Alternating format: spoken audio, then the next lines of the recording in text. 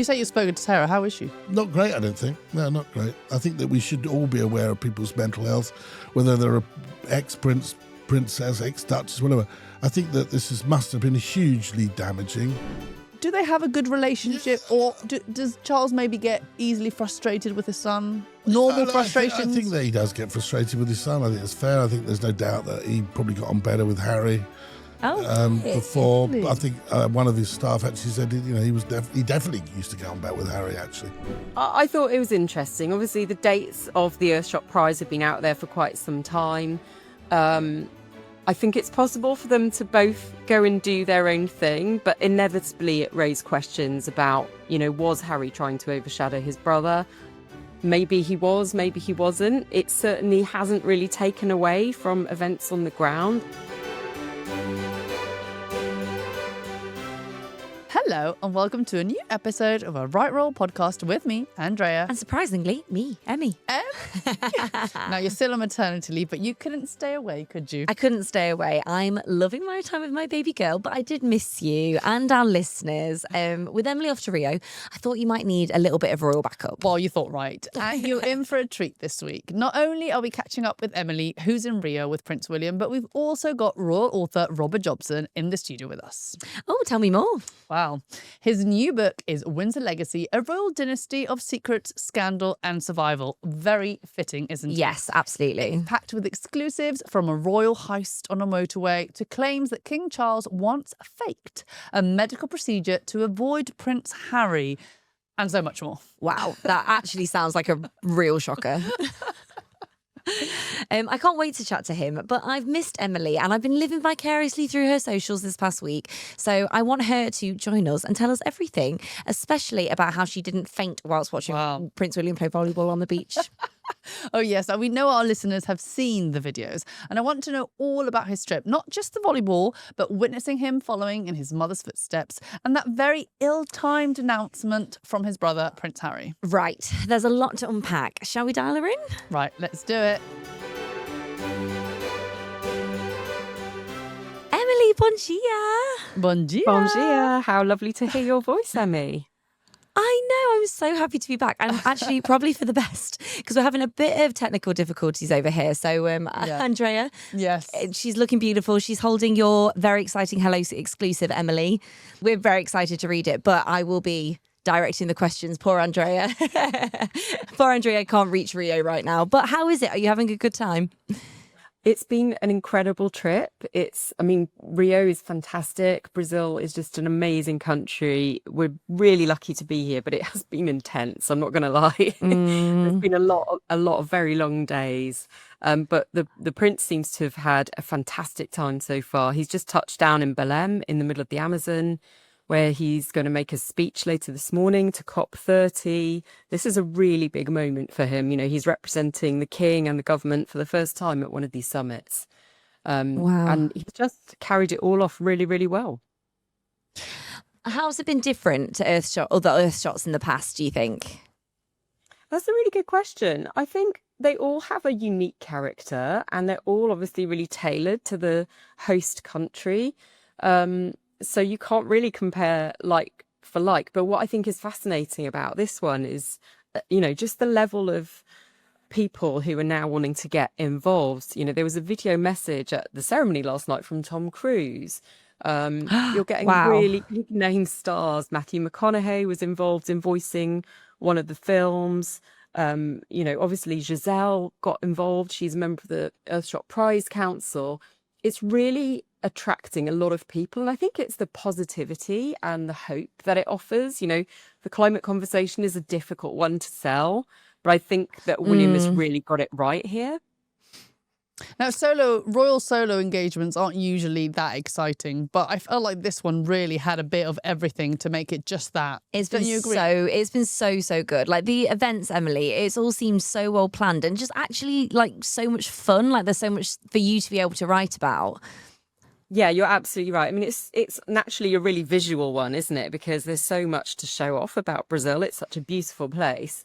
And then you have these sort of very iconic Brazilian things like beach volleyball or going up to Christ the Redeemer.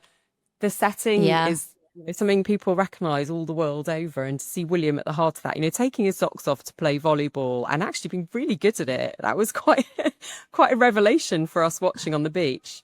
Now, we'll get on to volleyball. That was day 2, but I want to start with day 1. And let's start first, obviously, with your big world exclusive, because whilst you were good in Rio, this kicked off in the UK. Do you want to say a bit about your world exclusive, Em? Thank you so much. I was absolutely thrilled to secure some exclusive quotes from Prince William himself. And it was really telling people, and Hello Readers in particular, why this is so important to him, why, he's 5 years into this 10-year programme. It was a bit about his reasoning behind it, his motivation. And I think really it's the same for all of us. We want a better world for our children.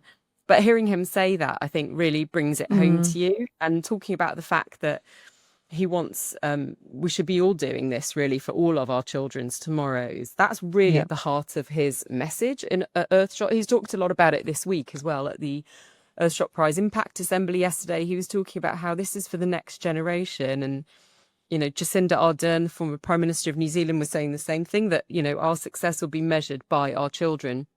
And I think there isn't a parent out there who doesn't want the same, You don't want your child to be scared about the future of the planet. And what he is offering is hope and positivity. And that's actually really attractive.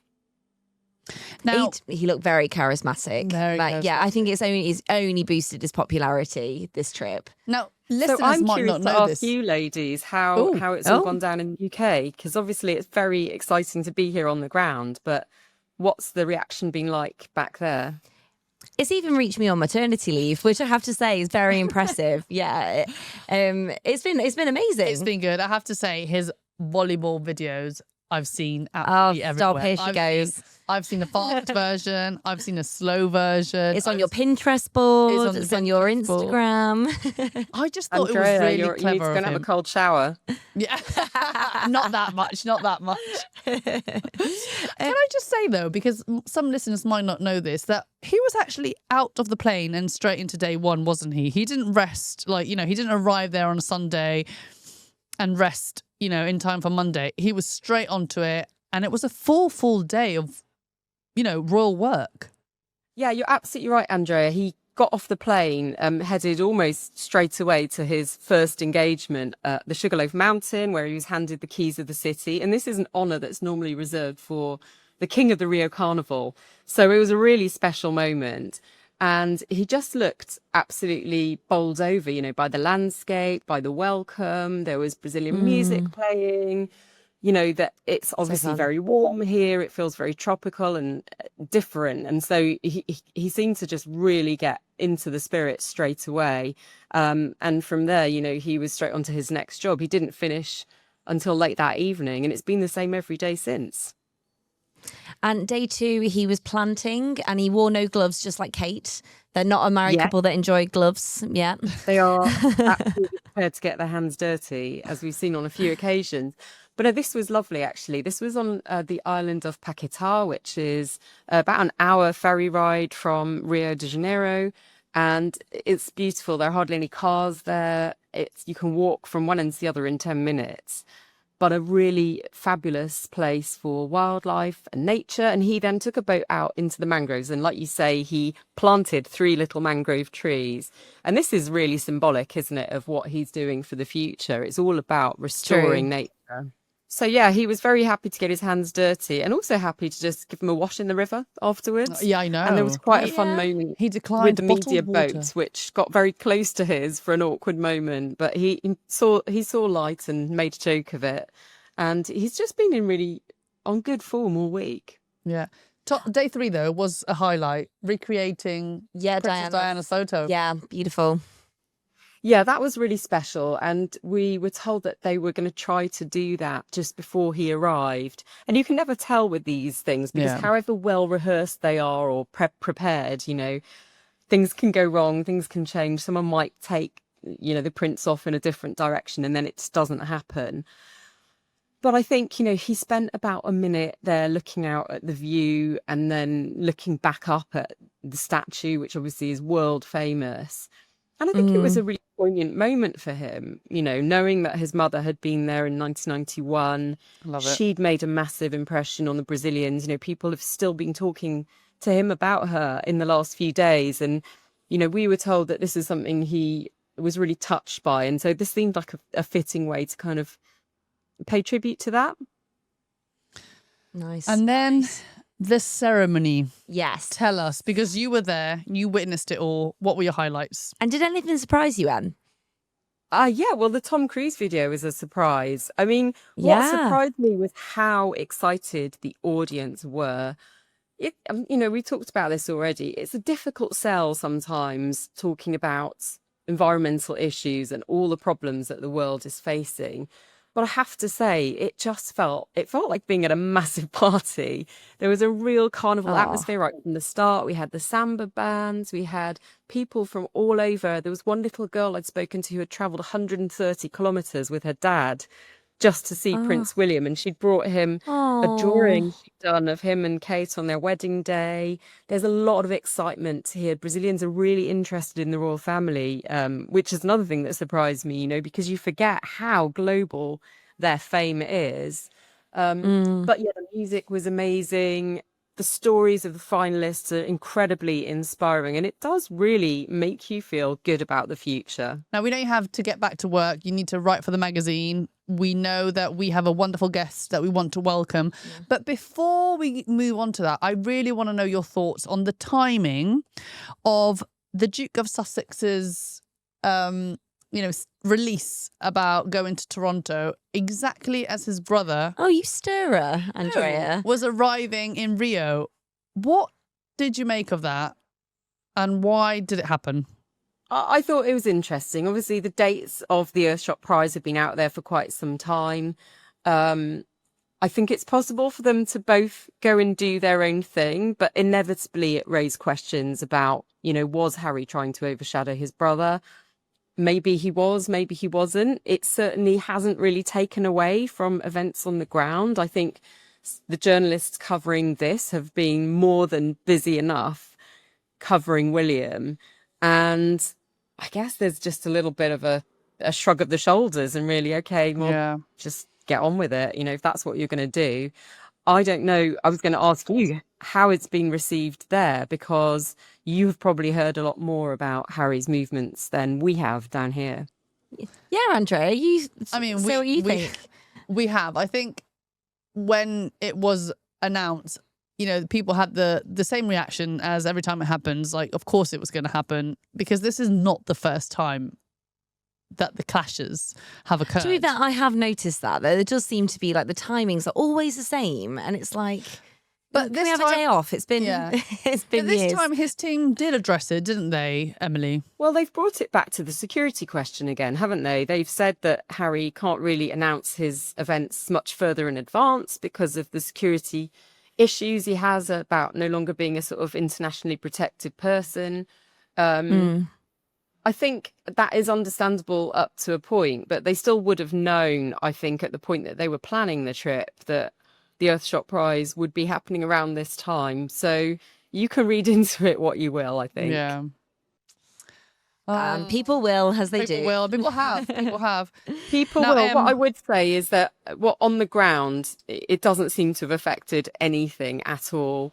The prince has just got on with his engagements. He's been incredibly popular here. He's getting a rock star welcome wherever he goes, and it doesn't seem to have made any difference to the team on the ground here at all. Now, Emily, we have to let you go. I know you have lots to do, and we have our wonderful guest, Robert Jobson, waiting. When will we have you next in the studio? When are you back, Em? Back in my arms?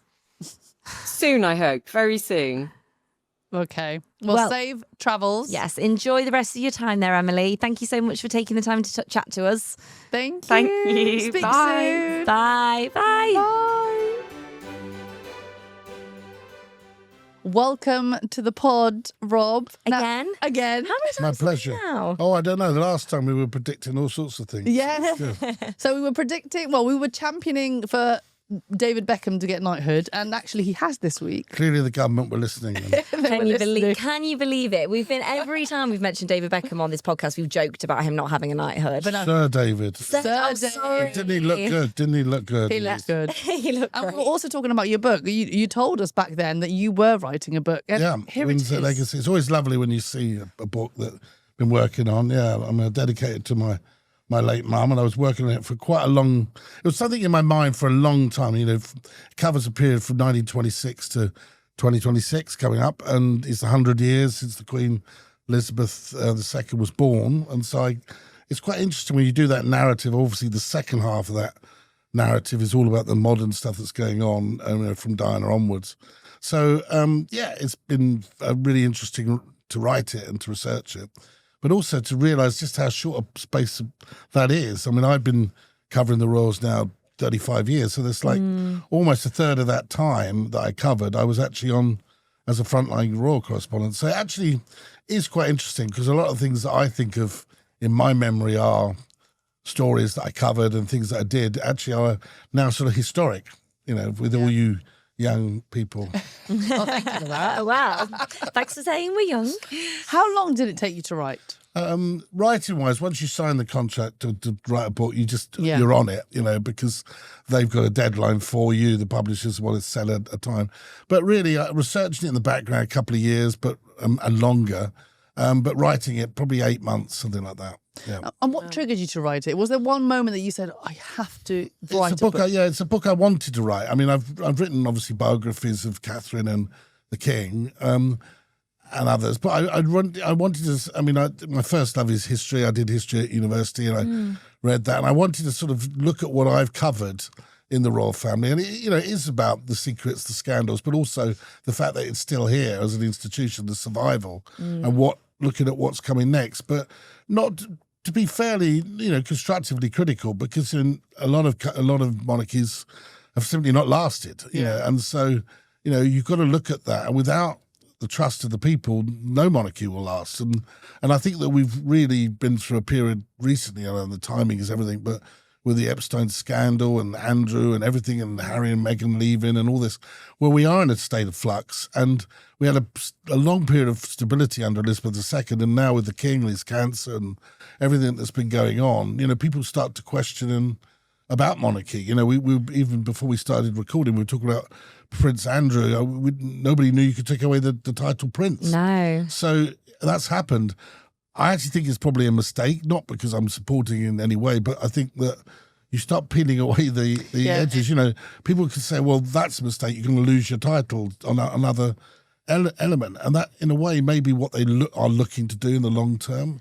Maybe they want royalty with a small r, but be careful what you wish for, I would say. Well, it's happened in other royal families. It happened in Denmark. Oh, wow. Yeah. So I guess it's just opening the door for when William is king. I think William will probably look to reduce the amount of people. Yeah. You're not a princess anymore. Well, you're gonna, Princess Lilibet, Prince Archie, will they be princess in the future? Oh, gosh. I mean, it does seem rather ridiculous in a way if you aren't a working royal to have these titles. In a way, it does, and maybe that'd be something they will look at.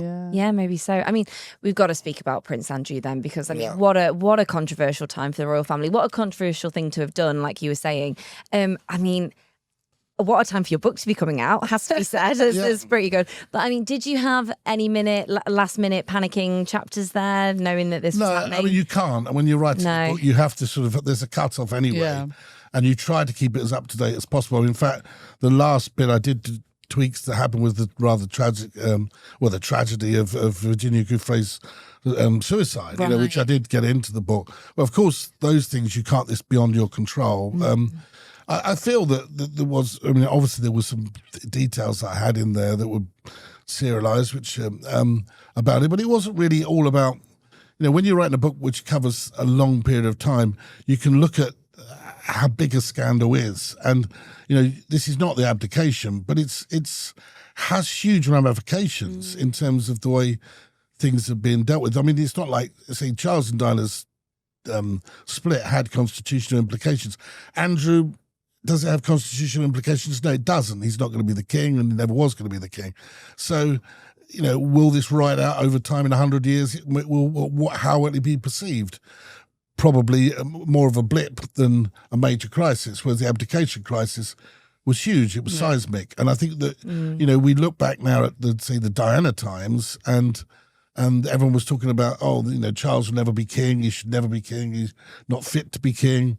Eggs were thrown at him. Him and Camilla was seen as the biggest pariah, ever. And so that situation rode out, and now they're seen as very much the centre of the system, and everyone's happy with them as king and queen.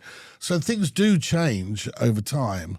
And I think that when reading this book, you'll see how that narrative develops. But there's one theme that does seem to develop, is if you are the spare, whether in the case of with Edward VIII, he had to hand it over to his younger brother, who then was probably not equipped for it, but rose to the occasion. But then you had Princess Margaret, who had her own issues with Townsend, which I cover.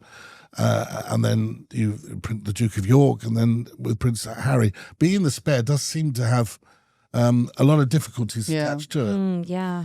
Now let's get into the book, because there was a lot going on in this book. When we read it and researched it, we were wondering where to start. And I think one story in particular popped out, and that is a royal heist in a motorway. Yeah. Now, how did you come across the story? Well, Tell our listeners. Well, I can't say where I got it from, but it's 100% sourced. And what happened was that 3 members of staff were going to RAF Northolt. They were travelling there by car. They had a bag of all the jewels that the Queen would wear, Duchess of Cornwall then. And they pulled off the road at the M40 Beaconsfield service station. They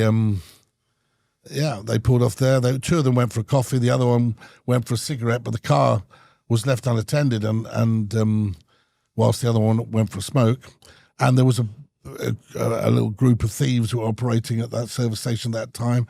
And they obviously didn't know what they saw. The car was empty. They saw it was grabbed what they could. The next thing, they've got a bag with a label on it, the Duchess of Cornwall, all these priceless jewels in there.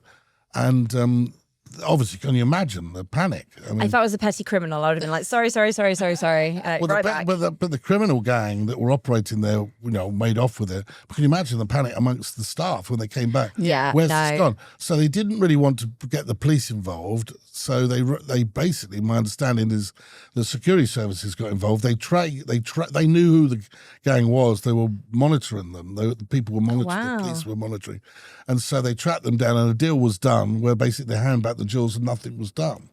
No, there was no. I mean, we laughed about the prosecution. Louvre, but this is way They worse. handed it back, and then there was no prosecution because they didn't want him embarrassed. They didn't want the story coming out because it was so embarrassing. It is. And I wonder if those 3 people kept their jobs. They did. They did. Wow. Even more. I know who they are as well. But I'm not going to say it. I mean, did they get a bit of a sweat when they lost them? I mean, can you tell us that Probably much? learned their lesson. I should imagine. I mean, awful. I can't imagine anything. I mean, how do you ring up the king or the queen and say, or the Duchess and say, "Oh, we've lost all your jewels, and we went for a coffee"? Hi.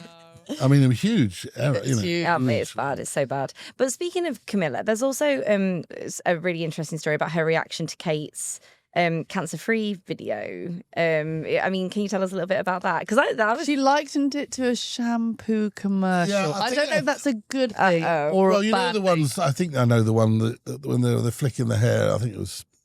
Should I say it? I might know. her blessings. Timotei, I think it was. I think it's that one.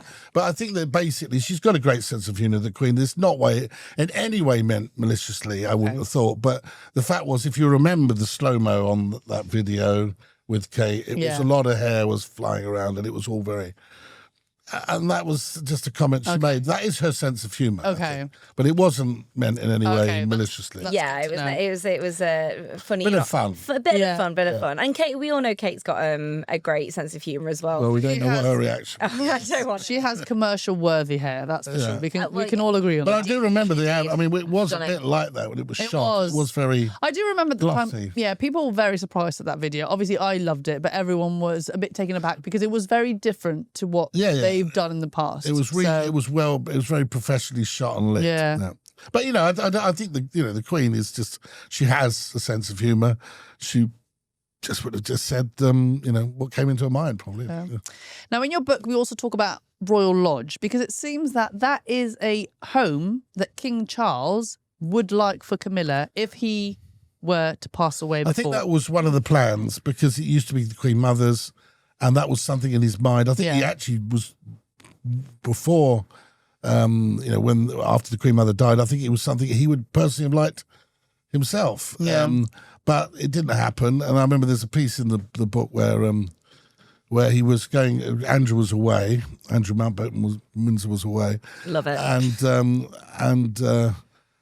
Where Charles was going to polo and wanted to get changed, and he went there and he was shown around the place and was just about to go into the room where the Queen Mother had passed away, just to sort of, where she'd taken her last breath.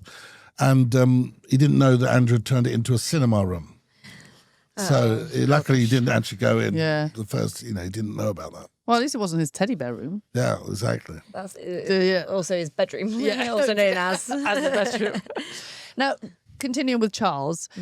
Now, we've learnt, 2 years ago, we were rocked by cancer diagnoses, and now we're getting more information. Recently, we heard we found out more about Kate and, the few weeks before hers. But now you're also talking about what happened the months before Charles's, where he deteriorated, his health deteriorated quite badly. Yeah. And I'm surprised to see that, because to read that, because he does have so many engagements and he does put on a brave face. The king is a bit of a workaholic. I mean, there's no doubt about that. When he was Prince of Wales, people could barely keep up with him. He's somebody that is just like a machine. And whereas where you had Camilla working alongside him, she would have to do probably half or even less the engagements he would do. He just keeps going. And a couple of times though, when the Queen was not very well, this was a whole period of COVID. Remember he had COVID. There were some symptoms, I understand, where he was not well at all, and he had to be taken into hospital, but didn't really. I think at the time, because it came at the same time as the Queen had died, and was all very unwell herself, and so he didn't really want to make a big scene. But I think that what he's done subsequently is certainly adhered to everything the doctors are saying. He started eating lunch, and he has his Popeye spinach soup, which is his favourite meal that he has. He never used to have lunch. And you say he takes a nap as well. He has a nap, which he never used to do that at all. And so those sort of things are important to give him the energy. And the other thing that I didn't realise, he suffers from sleep apnea as well.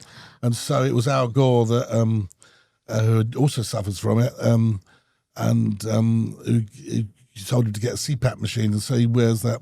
He has that as well, which has given him some of the energy back, because he would always. I remember seeing him occasionally when we were up at Dumfries House, and he's almost asleep when he's standing up, because he'd been working round the clock. But he's, I think actually he's shown that he can adapt, and he's shown that he can certainly live with what he's got to contend with the cancer. And if you look at how many engagements he pulls off and what he achieves, it's quite miraculous, actually. I mean, speaking of engagements, though, it sounds like he managed to swerve one with Harry, and used a bit of a medical procedure as a bit of a white lie. What can you tell us about that? Well, I think that it sort of was a bit of a white lie. I think what happened was, of course, that he broke the news of his cancer to both his sons at the same time. Yeah. Harry, being in LA, as you would, wanted to come back, I think, straight away to see his father. Very I don't think they were particularly keen for that to happen, because at the time there was quite a lot of friction going on in the relationship. I think Harry thought he was going to be spending the weekend at Sandringham. Anyway, ended up he came to Clarence's house, and that meeting was recorded, in terms of everyone writing about it. But what they didn't know is that the king effectively said that, he wanted to break it off at a certain time, and so there was. Someone came in and said, "Oh, you got a procedure now." He didn't have a procedure. He was basically flying off by helicopter to Sandringham. And I think, you can sort of understand that, because I think at the time in that relationship, they didn't really want to, it would have been emotionally exhausting.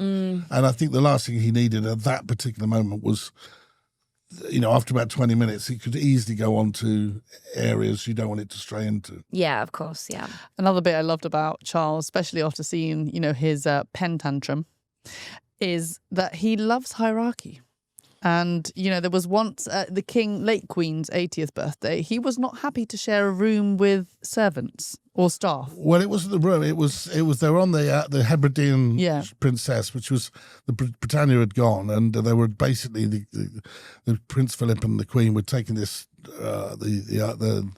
the tour of Scotland, and they were able to pull into areas. Yeah, but it wasn't the Britannia. It was an old ferry, effectively, the Hebridean princess, and the staff and the royals had to eat together, which the Queen was quite happy about. So was the Duke of Edinburgh. Yeah, I think the King was a little bit surprised. But what I love about that story is when they pulled into a bay, and there was this Scottish couple sort of sitting on the beach having a picnic, and the next thing they've got Prince Charles with a towel wrapped around him as they always have their picnic and have a little swim in the bay.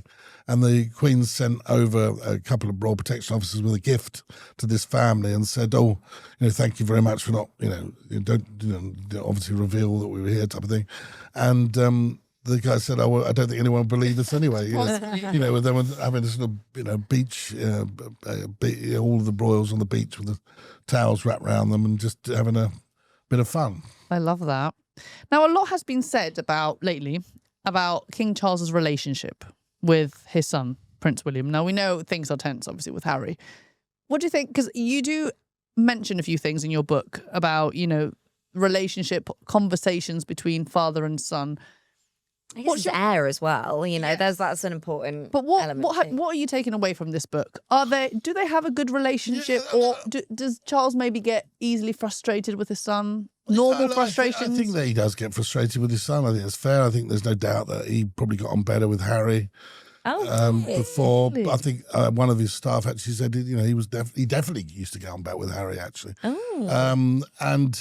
But William, he can be tricky, but he's pretty focused on what's going ahead. Remember it's a lot of weight on his shoulders. He's going to be the king, and the way that it shapes the monarchy goes and whatever direction it goes will be on him. And there's no way that in all seriousness, the reality is that the king will not reign a long, long time, and it'll be on William to shape it. And I think that's even happening now. And I think they have differences of opinion of things that matter to the king, such as little things we think, like wearing a kilt. The reason he really cares about that and why he always wears a kilt when he's in Scotland, the king, is because there's a whole industry in Scotland based upon creating the kilt and the history of it. William doesn't wear a kilt, doesn't want to, and that frustrates him. There's little things. They fell out over the ivory. They fell out over what's the ivory? The ivory was the ivory in the royal collection. William said he would like to get rid of it altogether. Okay. Charles is saying, well, there are priceless items in there that go back many, many centuries, and you can't. All you're doing is creating an issue. You're creating it's the wrong thing to do to just get rid of that. And I think that they fell out over that. They fell out over William, as did the Queen, over him taking helicopter rides with all his family. So there's certain issues. But I think there's no doubt that they work together, and they try. I think they have a good working relationship, and they discuss things. But at the same time, I think he probably would also wish, in his latter years, as he said as it came out in Harry's book, that it would be nice that there can be some form of reconciliation between the brothers at this stage, in the winter of his years, the latter part of his life, Charles, because it's becoming the focus in his reign. It's becoming this rift between William and Harry is now. That's what people talk about when it comes to the future of the monarchy. Even this week, talking about there's William doing an official tour, doing his big bit with Prime Minister Starmer at COP30, and you've got Earthshot and really big stuff. And then Harry announces he's going to Toronto. Oh, I know, the timing. And then we're told by Harry's PR man, it's not a clash. Well, it is. It is. It plainly is. Whether or not he meant it to happen, it happened. Yeah. So they can put whatever spin they want to put on it. Seems to happen a lot as well. It happens a lot. And it happens like it's meant to happen. Yeah. And they want it to happen, but then explain afterwards it wasn't. It wasn't supposed to. But look, the reality is that becomes the talking point. And I'm sure for the king, it's a bit of a bore, because surely they want to be, they've got as big a fish to fry. And then also they've had to deal with a huge issue of this this Epstein thing, which has not gone away. I mean, it's not nice. You want your reign to be remembered for certain things. Definitely not that your brother's scandal and your relationship with your And I think he's done well, the king, to try. If you look at what he's done, the visits, the praying with the Pope, the new Pope, and visiting the old Pope, and visits to both France and Germany, which were very strong, and to Kenya. I mean, I expect that on the American incoming state visit was a huge success. I'm pretty certain next April, next year, the king will go back to America, and there'll be an incoming state visit there for the 250th anniversary. I think the king will, if he's well enough, will go there. And so there's a lot happening, and I think a lot as he's done as king in terms of, but the energy of that has been taken away, if you like, when he was trying to do reform of the system and the way things were done. After a while, you're pushing against an immovable object, really, and you can't change too many things. Look, I think he's done a lot. These big receptions he's held for convening people together, and as king, I think he's achieved a lot. But it's only ever going to be a short reign, whatever way we're looking at it. And the next 25 years or 30 years will probably be the reign of King William. So. And that's why we're getting a lot of noise coming out now about the way William wants to do things, royalty with a small r. The fact that he wants to cut the staff, as I say in the book, by half. Yeah. But you be careful what you wish for, in my opinion, because the royal family does have a big reach because of the extended members of the family. Yeah. Doing things like opening a fete or doing anything where they're connected with charity, where they're being seen and connected, that is important. Yeah. And it does have a long, good reach. What you said about Charles wanting sort of reconciliation with Harry and William and himself in his sort of winter years, do you think that's going to happen in the Invictus Games? Because we've talked about this a bit, haven't we? Yeah. Could that be the opportunity? I don't think it'll happen. Really? No, I don't. I think that there's too much involvement with both wives. I think there's been too much water under the bridge. I don't think William and Harry will reconcile. I just don't see it happening. And, the reign that you say about Charles, all this family stuff, it's going to happen to William when he's the king, because he will have to deal with his brother. And but what though? It's not the same as with Andrew. There'll be so much talk as well about family. Talking about cutting things. I mean, back. I'm sure he will. He probably won't be criticised. But I think that what is in many ways, what is the point of Harry having this? If you are a citizen of America, which is founded 250 years ago, and ditching the monarchy, and you want to be an American, which is what he wants to be, his children are, effectively. Yeah. What is the point of having a royal title? And what is the point of being in the line of succession if you live in Montecito? If you don't want to do it, frankly, they shouldn't be in the line of succession. Yeah. Andrew shouldn't be in the line of succession now, and nor should Harry, really. I mean, because it's nothing to do with it. You make a good point. Yeah, it's like go. But if you don't, but it's not like it's nothing to do with it because he's so low down the rank. No, it's nothing to do with it because he's chosen not to be able to do it, and he's also written pretty damaging material about the institution and the royal family itself. And he has said he does not regret. Yeah, so I mean, to me, I don't see there's much point. I mean, the one person he should probably be Harry Mountbatten Windsor is Harry. Yeah, it is interesting though, isn't it? The fact that they've taken Andrew's princedom from him because it's like a birthright. And he was born Prince Andrew. Yeah, he was born. It's just fascinating because I thought like a birthright means something, and it's the sign. I'm surprised by it, and I think that it sets a precedent, and I think that. It's actually the people in the men in. I always say the men in grey suits, but the men and women in grey suits. I'm in a grey suit. I was going to say. The fact is, they haven't really necessarily thought it through. Because once you start peeling back against the institution, you say, he probably doesn't deserve any of the privileges, and we still don't. I'm slightly uncomfortable and. Every time you say that, people say that, you go, oh, yeah, but look what he's done. Yeah, he's been found out, he's been proven to have made lied, but nothing has been proven in the court of law. And I find it all pretty uncomfortable, the trial by media. I find the whole thing odd. And, I have been in touch with Sarah Ferguson, as she is. And, you've got to be aware, I mean, okay, she borrowed money from this guy. I just think somewhere along the line you've got to. Nobody's been charged. Maybe they should have been, Or not yet. or not yet. But we don't know all the facts, and I think that if it had gone through a court of law, we would have known a lot more. Yeah. I do know that that it's a tragedy what happened to Virginia Giuffre, but there is no more evidence that's come out in this book at all. So unless there's something that the royals know about that we don't know about, I wonder why this has happened. Do you think there is? And there must be. Yeah. You say you've spoken to Sarah. How is she? Not great, I don't think. No, not great. I think that we should all be aware of people's mental health, whether they're ex-prince, princess, ex-duchess, whatever. I think that this must have been hugely damaging. Obviously, over the years, she's probably believed what Andrew's told her, I would think, and maybe this may have come as a surprise to her. Yeah. She wouldn't be the only one. I mean, the Queen believed him, King Charles believed him. So it seems unfair to me in a way that she's getting the same amount of criticism. Yes, look, she borrowed money from this or took money from this guy, but I'm a bit. I find it odd that there's so, everyone's sort of, it's almost like, they're rushing to convict everybody. What's happened to these girls is appalling, and the Epstein is appalling, and evil people. And Andrew should not have, he lied. And once you lie, you've been found out to a degree. Over everything. So everything becomes a question. But I'm not quite sure why she is so evil as well. I find it. Is Sarah being supported by her daughters? I don't know.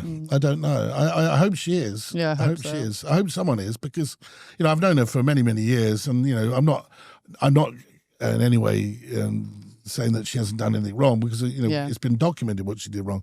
What I'm saying is it the same? Should she be in the same boat as him? I don't necessarily think so. Possible situation for Beatrice and Eugenie as well, isn't it? Very, very difficult. Very difficult. Very some of the conversations about them have been really unfair. Yeah. Both these girls are really good girls. They've been really, they've got their own families now. It must be very difficult, dealing with the accusations that have flown. They've obviously supported their father all through this. Yeah. And they've been left disappointed as well, I'm sure, But equally, they've got to be aware that they're still their father and their mother, and what a terrible situation. Very hard.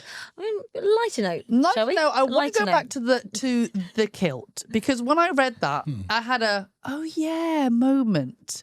Why doesn't he wear a kilt? Because he's got the legs for it. We've learned that this week. Andrea has a thing for Prince William. He's got the body. So apologies. He's seen as the hot 40, isn't he? God, you guys, please. I don't know. Is it because he has his trousers? He's a fit guy. But he's looking good.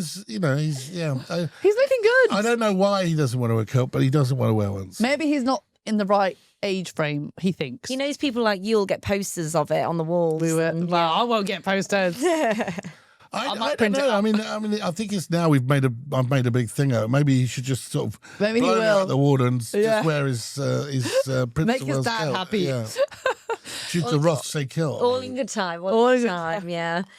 Speaking of William, though, I really like the story about their honeymoon, because everyone thought it was the Seychelles, but it was, wasn't it? No, it was. It was the Seychelles, but They wrote at the time that everyone said he was going straight back to work. And it was like, oh my God, they're not even getting a honeymoon. But they did. They went to that the Welsh cottage I can't ever pronounce, which was part of the Duchy of Cornwall. I mean, I've got it here, but go on. I can't even. I've got it too. Go on, give it a go. Oh my God. You know who's going to kill us? Emily. Yeah, she was. Yeah, if we need anyone here, it's Emily. Yeah, Winnie Wormod. Yeah, oh my God, she's going to kill us. Winnie Wormod. Oh my God, I'm so sorry for those listening. I'm so sorry. We tried. My name's Griffiths as well. I'm a little Welsh. I've got noticed. Yeah. Oh wow. But that's where they went, and they flew off there, and they had nobody found out. And they were very happy that no one found out about it, because they could just until you found out about it. It's a lot later. I know it's a lot later. But it was quite. They had a lovely a period of time there. They should know that their secret will always come out at one point or another. Eventually, it will, won't it? But it was quite nice that they were able to have that time, and then they much later on went to the Seychelles. Yeah. Last question. going back to Andrew, Yeah. he was blindsided, you say, when, the Yeah. Queen stripped him of his HRH status. It seems quite mild what happened to him then, but Yeah. well, compared to what's happened since, he's just about to cling on to his Falklands medal, which is still shocking. But yes, the two aides wouldn't allow her. She was going to do it in a way where she could just be him, the Queen, and her son, and just break it to him privately. But do you think she came up with that idea? Because he was her favourite. I think she was told that She was told it do had to happen. Yeah, and that's why there were two very senior aides there. Just to make sure. Well, made sure that the conversation was delivered. Yeah. Or to witness Clearly. to witness the conversation that you're losing Yeah. your HRH. I mean, he was devastated. by Yeah. that. And it would have been awful. I mean, whatever way you look at this, I think the story hasn't gone away, and I think there's going to be much more come out. I mean, and I really wonder. I know that this book on Virginia Griffiths came out, and there's no new evidence that we as the people have experienced. I think really, if all this is going on, we ought to be told. Yeah. I asked Emily this difficult question actually last week. Do you think what happened would have happened if the late Queen was still alive? I don't think so. I don't think so. Remember, after she took away his HRH, and there was that the memorial to the Prince Philip, she made sure that he accompanied her and I think that the Queen. No, I don't think so. No. I think the Queen would have, in many ways, continued to support him. She was very good at when something was breaking. Also, she would just ignore it until it just. Yeah, I think she would always wait and see the lay of the land. But I think also, I don't think she would have necessarily listened to the courtiers who were pushing for this. You've got to remember, a lot of the senior courtiers can't stand Andrew. Yeah. That he was quite bullish. He had a lot of. Can't there was help, actually friction in occasions where there were, almost came to fisticuffs. So he wasn't liked, and I think there's been a lot of maybe a bit of own back going on. I don't know, but I don't think any of it would happen without the Queen, and I certainly don't think it would have happened in this way. Yeah. If the Duke of Edinburgh was alive. It's in no one's interest to protect him, basically. Well, I think the King has been. I think that now we're looking at a reign almost in transition, where William is calling some of the shots of what's going to happen going forward, and you saw how uncomfortable he was at Catherine, the Duchess of Kent's funeral. He didn't want to be standing next to him. He didn't want the conversation. Didn't want the cameras on him and his uncle. There was a clear. It really annoyed him that he was in that position, and you got a sense that he has taken the reins in this. Yeah. Now, Absolutely. Tell our listeners, this book, it's out today. It's out today, The Windsor Legacy, a royal dynasty of secret, scandal and survival. It's been a bit of a passion for me. I started writing it for, it's been in my mind for a few years, and I used to chat a lot with my mum, who loved the royals and loved the history of the royals. And so it's dedicated to her, Jean, and she passed away a year ago when I was sorry. and we discussed the stuff. And when we would talk about it, she'd sit there and say, "Do you really want to say, particularly about Prince Philip? Do you really want to say things about that?" I love that. But she was a real fan of Philo, and she loved all the royal stuff. But we discussed it a lot. So it was quite an interesting when you're writing at pace. And so in the immediate after she passed, I was spent a lot of time, rewriting and writing, finishing it up, and get it done. Well, congratulations, Rob. Thank you so much for joining us. Please come back again. I will, absolutely. Thank you. Look forward to it. Good luck. And that's everything from us today. Thank you so much to Robert, you, Emmy, and to you for joining us. We'll be back soon for another packed episode. In the meantime, get more from Hello with our entertainment podcast, The Daily Lowdown, available on Spotify, Apple, and wherever you get your podcasts. Bye.